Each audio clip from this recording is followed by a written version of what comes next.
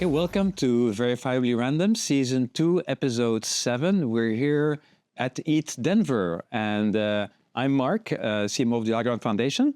Hi, everyone. I'm Min. I lead ecosystem, as you know. And we have a special guest with us today right here. Thank you very much for having me. I feel very special. I'm Brian. I'm the head of the developer relations team at the foundation, and I'm thrilled to be here at ETHDenver and with you all on the podcast. Wonderful. This is a very special episode because, as I said, we're live. And so we're going to talk about, the impressions that we have from being at Denver. And then we'll do a deep dive with Brian on what's happening in the DevRel space and what are we going to do to attract more developers to Algorand. But maybe let's start with impressions on Denver. And ETHDenver. What do you guys think?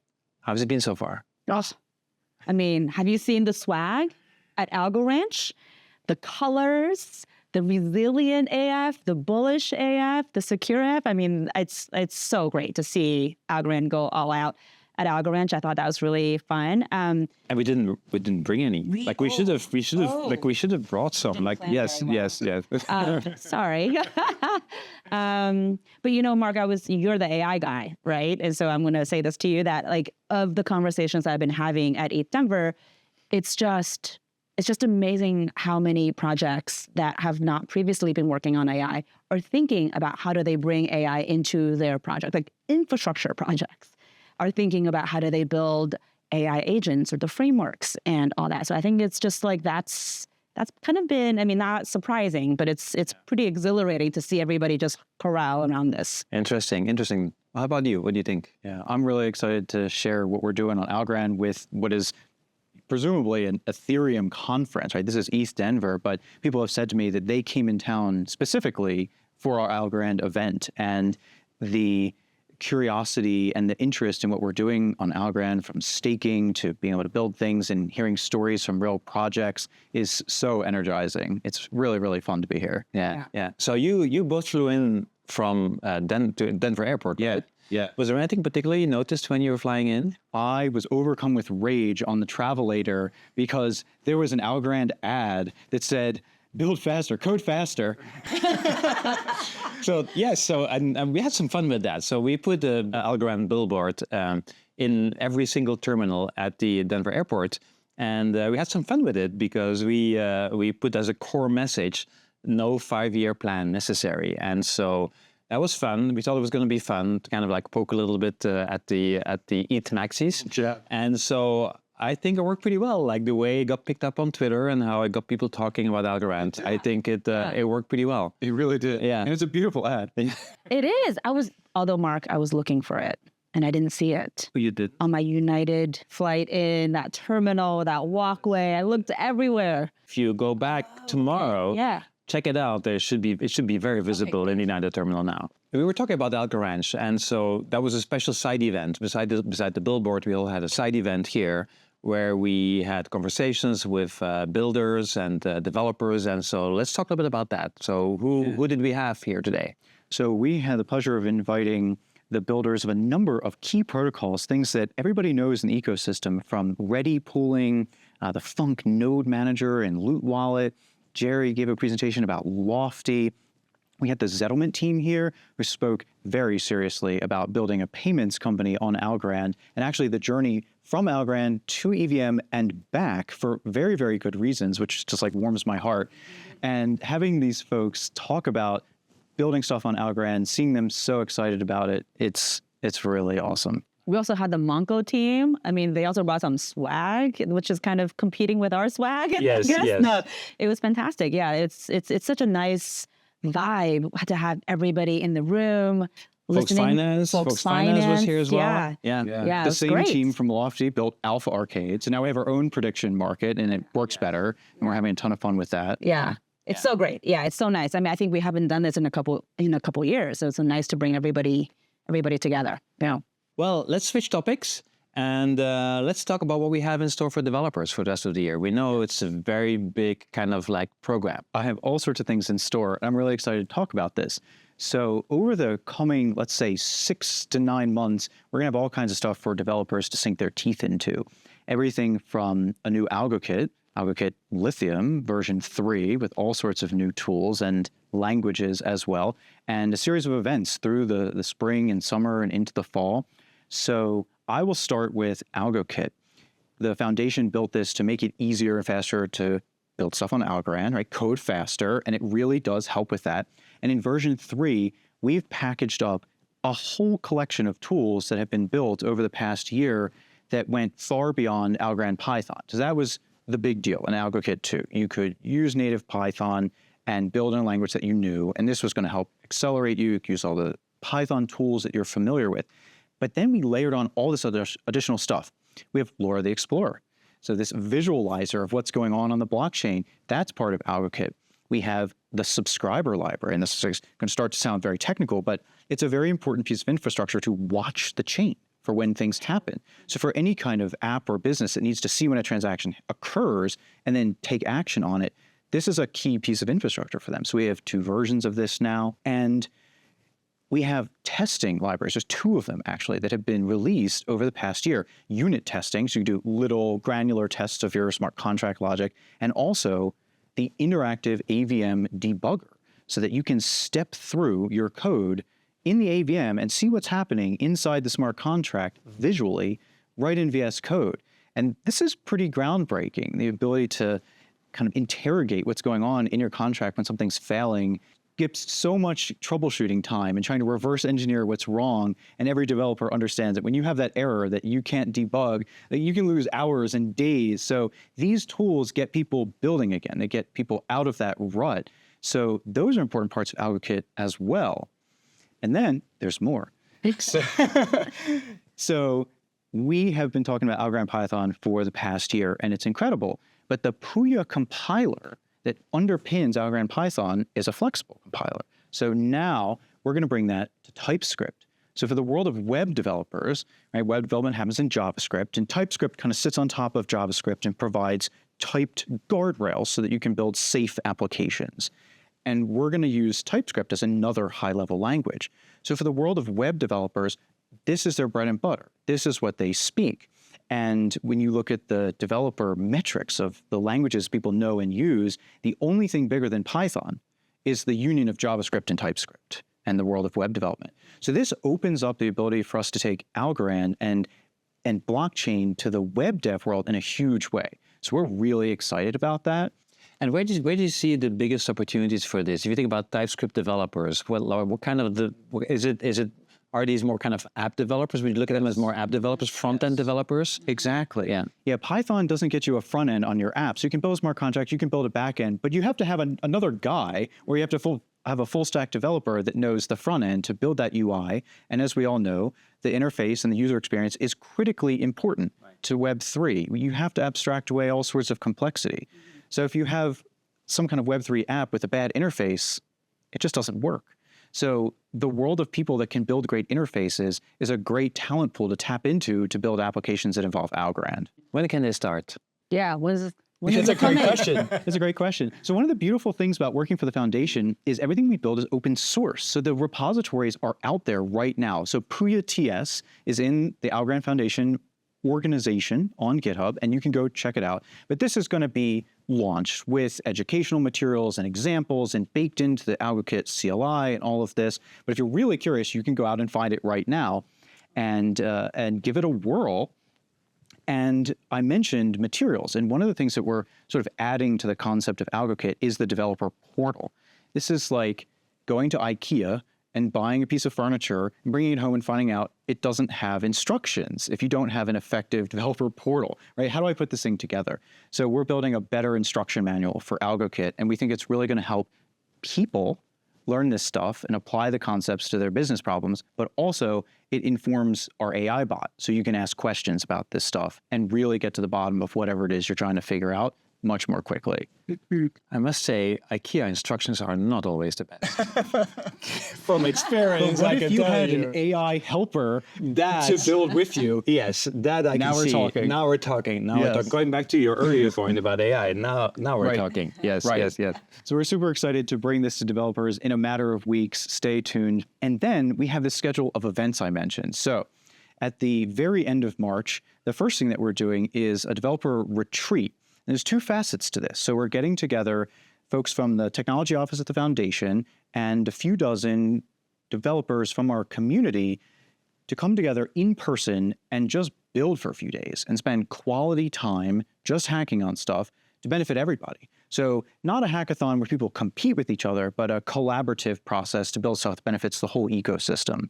And this was sort of spiritually born at Decipher, where we had a technical track with 11 different sessions and people talking about app stuff and deep cryptography. And we had 30, 40 people in a room. We're like, man, we really need to sink our teeth into this stuff. So we're getting people together with the express purpose of building together and learning from each other. So we have this unconference style gathering where people will participate in teaching sessions themselves. They're going to bring things with them, knowledge to share, examples to share, and cross-pollinate, and then team up and go build stuff. So I'd love to see for 2025, 25 open source creations that come out of this group and accelerate the whole ecosystem in building all sorts of things. They could be building things with AI. They could be building enhancements to the protocol, applications of zero knowledge technology, privacy, things like this. We're going to try to push the envelope while we've got everybody together with focus and no distractions. I think it's very exciting, and I like the open source aspect of this. Exactly. Everything that's going to be built is going to be open source. It's for everybody. Right? Yeah, I think. I also like the fact that the community sounds like the participants get to determine kind of directionally where they want to go, right? And that's kind of optimizing for the expertise that's in the room and thinking about what's needed in the ecosystem. Right. I love that. Yeah. Okay, so I'm going to look at the camera and say, if you're a developer and you're listening to this, AI, build AI tools. Yeah, don't ignore that. I mean, you're using it already. You just want to build it into Algorand applications. Like we need to have these things dovetail together in ways that create 2 + 2 = 5 outcomes. Wait, I have a quick question actually. So this is after Algo Kit 3.0 is out. Yeah, we're basically launching Algo Kit 3 and getting on a plane. And then, okay, so you're going to launch 3.0, you're going to get on a plane, and then is everybody going to start hacking with 3.0, like TypeScript and that's the making goal. all that stuff? Okay, great. That's the goal. Yeah. And then we have the opportunity to build, we get fast feedback about this stuff and just accelerate the whole process. But I mentioned there's 2 facets. Are we providing some medication to keep people going 24/7? No. I can bring whatever is legal in Spain. How's that? So is there an online component too? Can people that are not there physically, can they participate in some way or form? So the second facet of this is hack from home. So this is for the whole community, so we're going to involve the whole community as well. Everything will be shared. So if someone wants to participate, build something that they've been thinking about or contribute to something that's going on and they see it on GitHub and they want to maybe fork that and create a different version of it, it's open. So we're just going to ask folks to let us know that they're interested in building, give us your GitHub profile and we'll include you in this process, including the brainstorming process of what people want to hack on so we can take advantage of the talent that's in the ecosystem and also include folks that are like, you know what, this is amazing. I'd love to do this, but I've got family commitments. I can't get away for a few days. So everybody's going to be involved in this process of pushing the envelope of Algorand. That's great. And that's end of March. Yes, basically the first week of April. Yeah, that's great. So we have this big launch coming, then we have the hacker retreat. What else? Yeah. So through the spring and summer, then we go to various conferences. So on the software developer front, we go to these Web 2 events. These are traditional software developer events like a PyCon, so the Python Developers Conference. We're going to go to the US as well as India and have booths there, give workshops, talk to people all day for multiple days. And we did this last year and it was incredible. We were the only blockchain at PyCon US. So we had these really substantive conversations with developers about blockchain as infrastructure, right? None of having to worry about shilling something. People aren't asking you about price. It's a totally different vibe. People are there to build stuff with technology. They understand it's a database. And then we use these use cases, like the projects we had here today, to inspire these developers with real estate tokenization and DeFi and payments and all of this kind of stuff. It was interesting to see, like I was part of one of the presentations I saw today was about the introduction that Chris gave about Algo Kit. And I saw somebody in the room with their laptop open, like, he had Docker installed and he was like following along and he was like installing AlgoKit. And while Chris was creating a smart contract, he was also creating a smart contract on his laptop in parallel, which made me think like, wow, this is super easy. So the part of going to these conferences is also doing these workshops, right? Where you sit down with developers and actually show them how easy it is to do this. Exactly. Yeah. one of the things we're going to do, which is a new concept for us anyway, is at PyCon, they have extra days they call sprints. So open source projects will sit down in a conference room and people can join in and see if they can contribute or try their hand at whatever it is. So we're going to stay after the main conference and invite people to come sit down for half a day or a day and see what you can build with AlgoKit. So they can immediately engage and we can follow through before they even fly home. So we're looking forward to that as well. Yeah, and it's also interesting to see because I think one of the challenges, of course, with the broader Python community is that it's not like a coherent, like it's 10 million Python developers, but there's many different styles and types of Python developers. Heterogeneous population. Very heterogeneous, and so you have to kind of like focus more on like the use cases too, right? And explain in technical terms, you know, why it makes sense to include a blockchain in their tech stack and why not use a database and why does it have to be blockchain? And so finding those use cases and explaining this in a technical manner is not as easy as it sounds, right? You have to go to the details, right? Yeah, those use cases basically help us overcome the blockchain ambivalent and the blockchain skeptical folks. Like, what am I going to do with this? And even if they're interested, sometimes they're just not inspired. And they need to hear those use cases and know that they're happening now. These aren't theoretical anymore. These things are real. And a little FOMO goes a long way. Yeah. Yeah, and it's also like an element of like trying to change the reputation of the crypto industry, right? Because if you talk to a lot of these Web2 developers, they think of crypto as this casino, right? Where you go and you lose a bunch of money. But there's much more to crypto, as we all know, than that. And so being able to be there and doing this kind of in-depth type of conversations and workshops. Yeah, we just nerd out. Right? It's amazing. Yeah. So that was PyCon, but we've got web dev conferences as well. I was going to say, what about that the TypeScript audience? PyTeal. No, the TypeScript. Did I say PyTeal? You slipped out. TypeScript. Yeah, so for TypeScript, we're going to completely new places. We have conferences like the International JavaScript Conference, JS Nation, React Summit. So these are places where web developers get together to learn the state of the art. And I think it's fair to say we have something completely new to offer these people, to mix blockchain into your full stack app in one language, in one tool set. And I think this is going to resonate with people. There'll be some skepticism and ambivalence, but we scoped out React Summit last fall and just sat down and chatted with people at lunch. And a lot of people had said, oh, I did something with Solana. I tried something with Polkadot. So there's pretty good penetration in the general web community for blockchain. They're not entirely hostile to these things. They're familiar with it. Right. Yeah. And then the centerpiece of our software conference schedule is We Are Developers. This is a big gathering in Berlin. We're going back again, and it's all languages, it's all types of developers. It's a job-focused event. Because We Are Developers is actually an organization that helps people get hired. So throughout the year, when they're not doing conferences, they're doing job matching, essentially. So this is a serious bunch of people. They're there to expand their skill set, to learn, to get hired, to share what their companies are doing. And we had an incredible time there last year. I'm looking forward to going back. Yeah.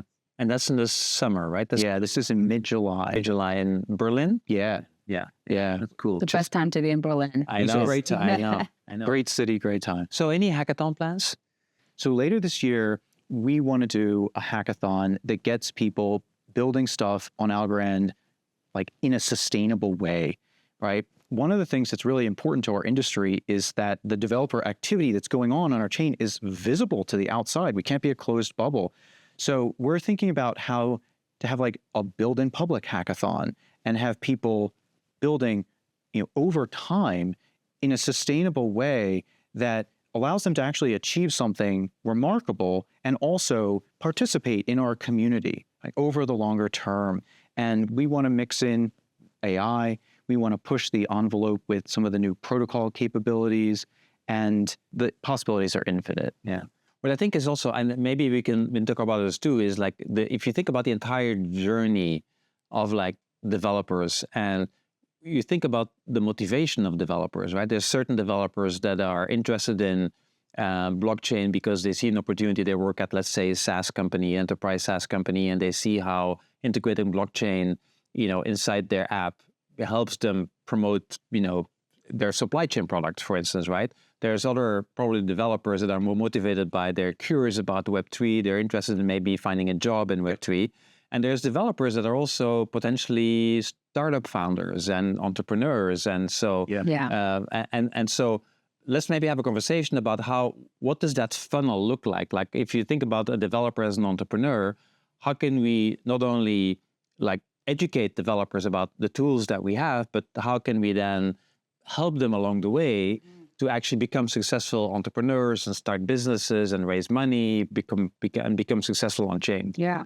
I mean, this is one of our most important goals on the ecosystem side. And when Brian talks about all the things that they're doing, going out, reaching developers, it's like music to our ears, right? Because so we want developers to come into our ecosystem, but not all developers are created equal or the same. They're just different types. Like you said, they're Web 2 developers, they're web developers, they're Web 3 developers, they're people that want to be entrepreneurs, people that want a job in industry. And so I think one of the things that we're really focused on is as, DevRel trains up these developers, we also want to make sure that we're helping developers that want to become entrepreneurs be successful in our ecosystem. And this means, so Joanna on the team and Camilo on the team are really figuring out the builder funnel, if you will, right? Like, what does it mean to be a builder? Somebody that wants to build a company, that wants to build a product.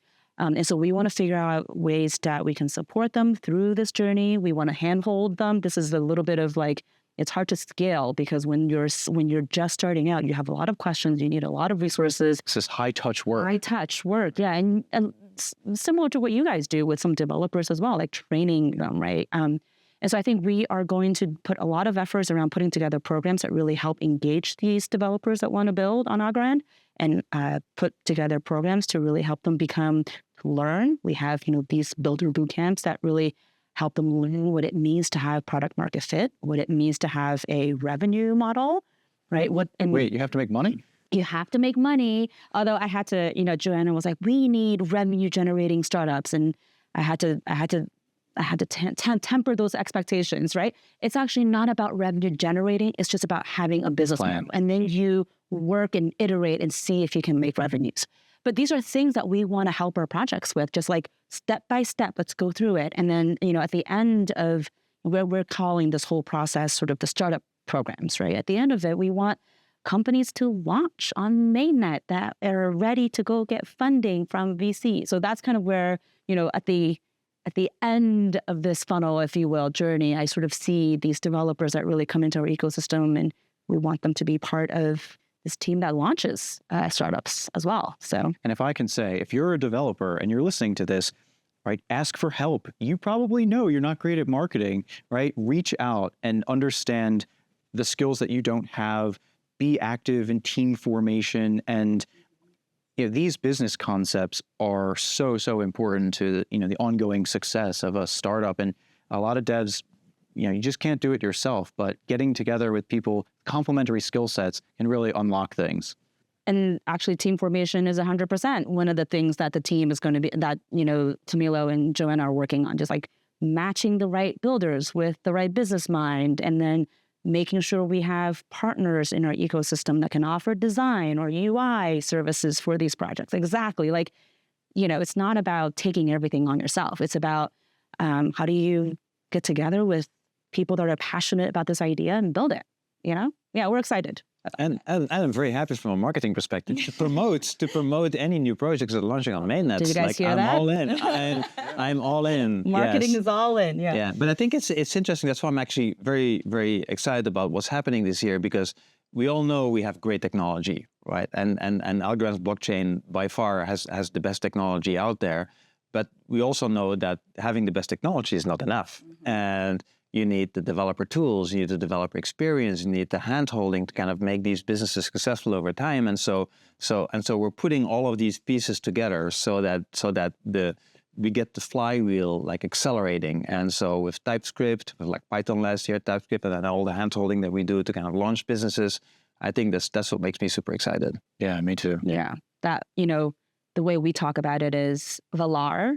We're gonna want 15, 20, 25 Valars in our ecosystem, right? That would be huge. Yes. Well, wonderful.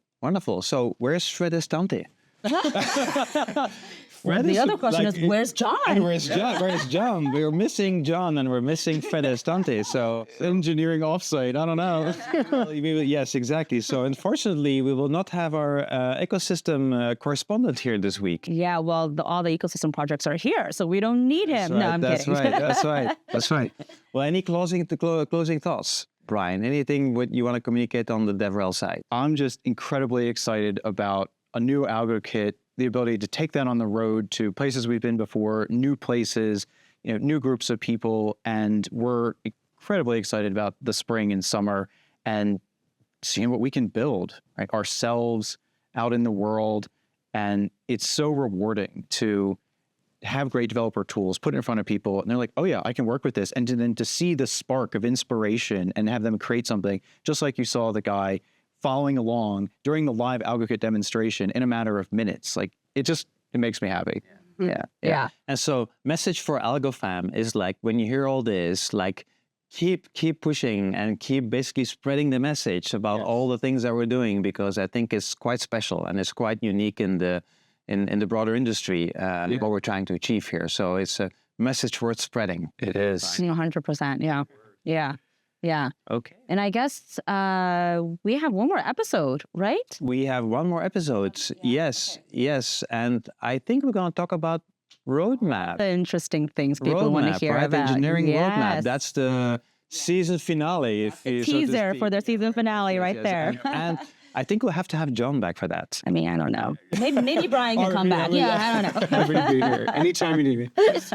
Okay, well, Brian, thank you for joining us. Thanks for having me. And this was fun. Yeah. And to do we'll- this in live, in person, I like yes, it. Yeah, exactly. this is And great. we'll see everybody back in 2 weeks. or With so. John. With John, come back. Exactly. To close season 2. Yeah. All right. Thank Okay, you, guys. Bye. Bye. Bye.